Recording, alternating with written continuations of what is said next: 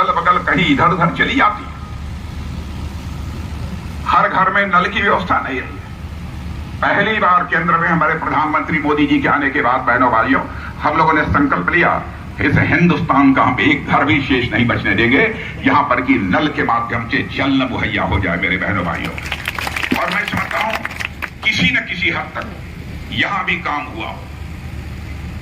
Bharatiya Janata party की सरकारें और कांग्रेस की सरकार, इनके बीच यदि अंतर का सवाल है तो मैं ज्यादा दूर नहीं ले जाऊंगा आपको। बगल का राज्य हिमाचल प्रदेश है, वहां जाइए, क्या हालात हैं मेरे भाइयों। हिमाचल राज्य के हालात ऐसे हो गए हैं कि वहां की सरकार अपने कर्मचारियों को वेतन नहीं दे पा रही है और वहां के कर्मचारी वेतन पाने के लिए हड़ताल कर रहे हैं, डीए नहीं मिल रहा है। और वहां के मुख्यमंत्री और उप मुख्यमंत्री ये कहते हैं हम भी अपनी सैलरी छोड़ने के लिए तैयार हैं। हिमाचल की कांग्रेस की सरकार ने जो भी वादे किए थे, महिलाओं के लिए कहा था कि हम आपको 1500 रुपया हर महीना देने का वादा करते थे। आज तक इतने महीने हो गए लेकिन हिमाचल की सरकार इस वादे को पूरा नहीं कर पाई। कर्नाटक में भी कांग्रेस की सरकार है, सब तो सब छोड़िए, क्या हुआ क्या नहीं हुआ। लेकिन बहनों भाइयों अखबारों में पढ़ा होगा वहां के मुख्यमंत्री के ऊपर भी भ्रष्टाचार के गंभीर आरोप लग गए हैं मेरे बहनों भाइयों, गंभीर आरोप लग गए।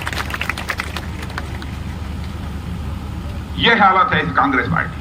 फिर भी जनता के बीच आकर वो वोट मांगने की कोशिश करते हैं। यह पार्टी आम आदमी पार्टी की क्या बात करे।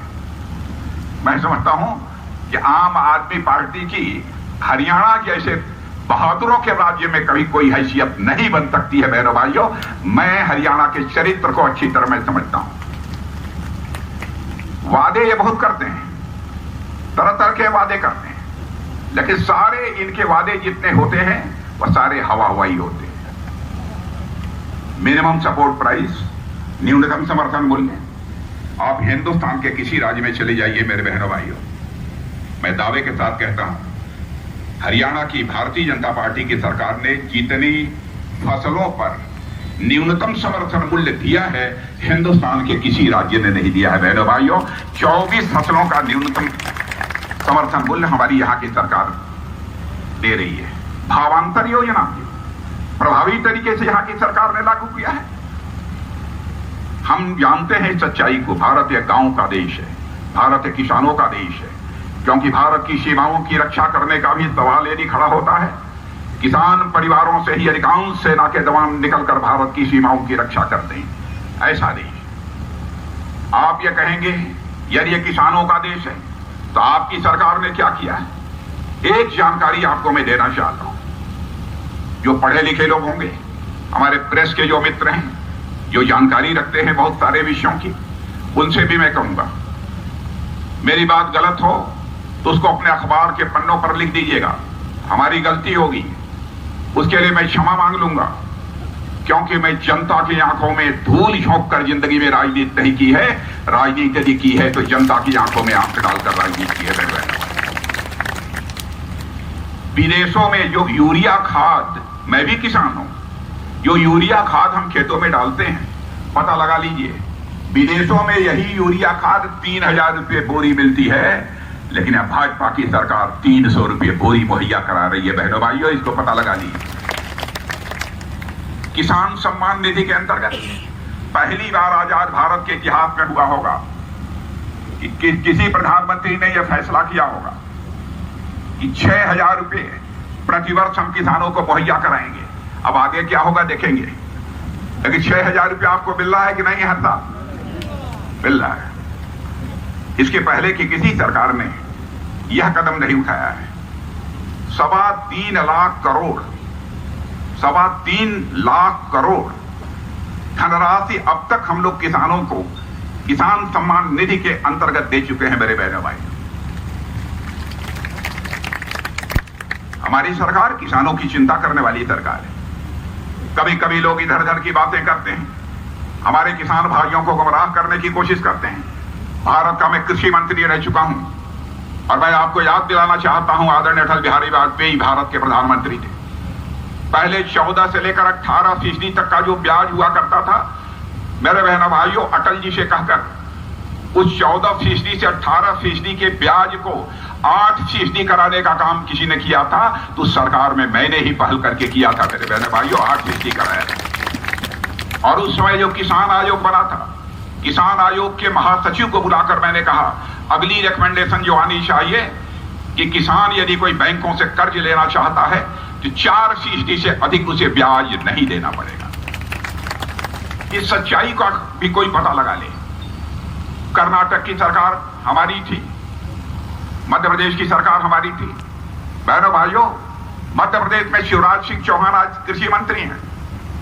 उनसे भी मैंने कहा, अपने सारे मुख्यमंत्रियों को मैंने कहा, मैं भारतीय जनता पार्टी का उस समय राष्ट्रीय अध्यक्ष बन गया था, मैंने कहा कोशिश करिए 4% यह जो ब्याज या सूद जो हमारे किसानों को बैंकों को देना पड़ता है, ऐसा हो जाए कि 1% देना पड़े या ब्याज देना ही न पड़े, एक ऐसी व्यवस्था करनी। शिवराज सिंह चौहान ने इस काम को मध्य प्रदेश में किया और येदियुरप्पा जी हमारे कर्नाटक के मुख्यमंत्री थे बहनों भाइयों, उन्होंने इस काम को किया था। किसान की क्या अहमियत है, इस बात को हम लोग अच्छी तरह समझते हैं। 1 रैंक 1 पेंशन लागू करने का वादा मोदी जी ने 2014 में चुनाव प्रारंभ होने के पहले ही यहां आकर किया था। उस समय मैं पार्टी का राष्ट्रीय अध्यक्ष था। मोदी जी ने कहा कि अध्यक्ष जी ये बतलाइए कि आज मैं 1 रैंक 1 पेंशन की घोषणा करने जा रहा हूं। मैंने कहा कि भाई साहब, इससे उत्तम काम और क्या हो सकता है। और आकर इसी हरियाणा की धरती पर, किसानों और जवानों की धरती पर 1 रैंक 1 पेंशन उन्होंने घोषित किया था। तीसरा संस्करण भी 1 रैंक 1 पेंशन का मेरे बहन भाइयों वह जारी हो चुका है। चाहे जवान हो चाहे किसान हो, हमारी सरकार ने बराबर इस बात की चिंता की है। कांग्रेस का जहां तक प्रश्न है, कांग्रेस में इस समय धमा चौकड़ी मची हुई है। धमा चौकड़ी, कौन मुख्यमंत्री बनेगा? अब देखिए, हम लोगों ने तो कह दिया कि हमारा मुख्यमंत्री कौन बनेगा, लेकिन वहां धमा चौकड़ी बची है। कांग्रेस की एक दिग्गज नेता है महिला, मैं नाम नहीं लेना चाहता, बहुत दिनों तक मुंह फुलाकर बैठी थी। आज भी यदि वह बोल रही हैं तो मैं समझता हूं उनकी जुबान बोल रही है, दिल नहीं बोल रहा होगा मेरे बहनों भाइयों। हरियाणा के बारे में मैं कह सकता हूं, हरियाणा का नॉन स्टॉप विकास हुआ है, बिना रुके विकास हुआ है। कांग्रेस की सरकार को भी 10 साल पहले देखा, हमारी सरकार को भी देखा। नौकरी जो मिलती थी बिना खर्ची पर्ची के नहीं मिलती थी। मेरे बहनों भाइयों, आप लोगों में से किसी को कोई खर्ची पर्ची करनी पड़ी है, देनी पड़ी है? मैं आपसे पूछना चाहता हूं। मैं यही कहना चाहूंगा, यदि गलत फैसला, गलत बटन दबा दिया आपने मेरे बहन भाइयों, तो यह है हरियाणा जो इस समय लिफ्ट है, ऊपर की तरफ जा रहा है, वही हरियाणा बेसमेंट में चला जाएगा, नीचे चला जाएगा। इसलिए मैं आप सबसे अनुरोध करना चाहता हूं, बटन यदि दबना चाहिए तो कमल के फूल का ही बटन दबना चाहिए मेरे बहन। भारत का कोई भी नेता, दुनिया के किसी देश का कोई भी नेता यदि विदेशों में जाता है, भले ही उसकी सरकार उसके देश में उसकी विरोधी क्यों न हो, लेकिन बराबर अपने देश की तारीफ करता है। देखा आपने कांग्रेस के साहब का, राहुल जी का, जाकर वहां पर भारत की प्रतिष्ठा को, भारत के मान सम्मान को अंतर्राष्ट्रीय मंचों पर धूमिल करने की कोशिश कर रहे हैं। बहनों भाइयों, सिख भाइयों के बारे में कह दिया, गुरुद्वारे जाना चाहिए कि नहीं जाना चाहिए, इस पर परमिशन लेने की जरूरत पड़ती है। कड़ा पहने अथवा न पहने इस संबंध में भी उनको विचार करना चाहते हैं। बहनों भाइयों, मैं उन्हें बतलाना चाहता हूं, सिख भाइयों का जो योगदान भारत में भारतीय संस्कृति को बचाने में है बहनों भाइयों, उसको हम भारतवासी किसी भी सूरत में भूल नहीं सकते। आरक्षण के बारे में भी कह दिया, एक समय आएगा जबकि आरक्षण समाप्त कर दिया जाए। बहनों भाइयों, जब तक यहां पूरा आर्थिक विकास नहीं होता, आरक्षण तो समाप्त करने छोड़िए, जो भी है, जो आरक्षण की व्यवस्था हमारी संवैधानिक व्यवस्था है, आरक्षण की व्यवस्था बहनों भाइयों नहीं समाप्त होगी, मैं आपको यकीन दिलाना चाहता हूं। जो कहकर जा रहा हूं वही होगा मेरे बहन भाइयों। इस कांग्रेस की हालत तो यह हो गई है, यह पांव पड़े जहां जहां पांव पड़े कांग्रेस के तह तह बनता था। लोकसभा के चुनाव में इन्होंने एक अफवाह छेड़ दी, कहा कि साहब हम भाजपा की सरकार बन जाएगी, मोदी